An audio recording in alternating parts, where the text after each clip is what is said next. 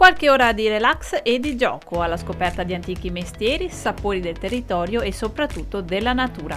È così che tante famiglie hanno trascorso in Trentino la domenica del 12 maggio, partecipando alla Primavera in Val Canali, la manifestazione organizzata per festeggiare l'arrivo della bella stagione nei dintorni di Villa Vesperg, sede del Parco Naturale Paneveggio, Valle di San Martino. Il tema di questa edizione della Primavera in Val Canali è stato natura, tradizioni e scambio di saperi, quindi una giornata da vivere in famiglia e all'insegna della scoperta del Val Canali e delle varie iniziative del parco. Una festa, una giornata particolare, per noi un'occasione unica per poter sempre più raggiungere sia gli attori del territorio, cioè le persone sul territorio, sia quelle che vengono da fuori, andando a divulgare quelli che sono i valori del parco, quindi, e anche gli scopi del nostro ente, la tutela della biodiversità in particolare, la ricerca scientifica in collaborazioni con le primarie università italiane e con le fondazioni del nostro territorio, la Fondazione MAC, l'FBK sul territorio trentino. Per l'occasione il parco ha aperto le porte agli agricoltori e agli allevatori della zona, che hanno messo a disposizione per brevi passeggiate in carrozza alcuni cavalli e organizzato una piccola fattoria didattica con vacche, capre e pecore di Lamon.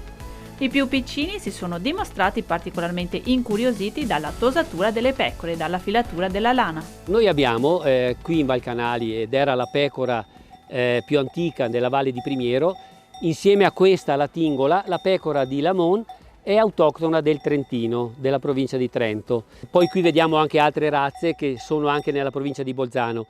La pecora di Lamon ormai ha solamente 200 capi iscritto al libro genealogico. Era una pecora che era stata abbandonata a favore di altre pecore più produttive sia per lana che per carne. È una pecora che produce il latte solamente per allevare il suo agnello. La sua lana è una lana più da materasso che da poter lavorare, però comunque si può anche infeltrire, non da filato.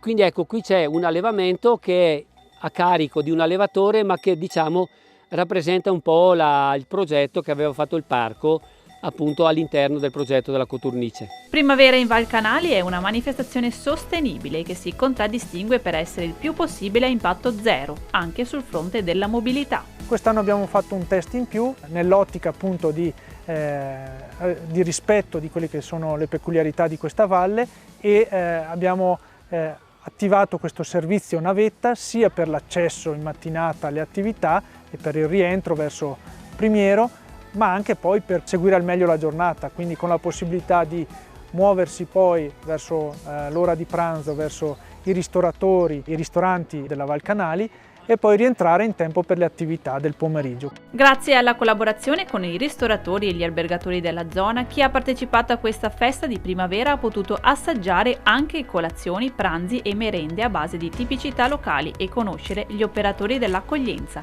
10 sono gli operatori che lavorano, operano quotidianamente all'interno della Val Canali, suddivisi tra ristoratori e albergatori, componente poi importante data anche dagli agriturismi, 3 sono le malghe che si presentano con i loro prodotti e poi c'è la parte dell'accoglienza in quota, che è quella legata ai rifugi. Piccoli alberghi, questa è la caratteristica di chi arriva in Val Canali, ciascuno con una propria ristorazione che riesce a proporre quelli che sono poi prodotti locali. Quindi aperti poi nei mesi, anche quando non è la stagione turistica per eccellenza, ma come in questo caso la primavera e l'autunno, tutti i 10 operatori sono attivi nell'accogliere i turisti.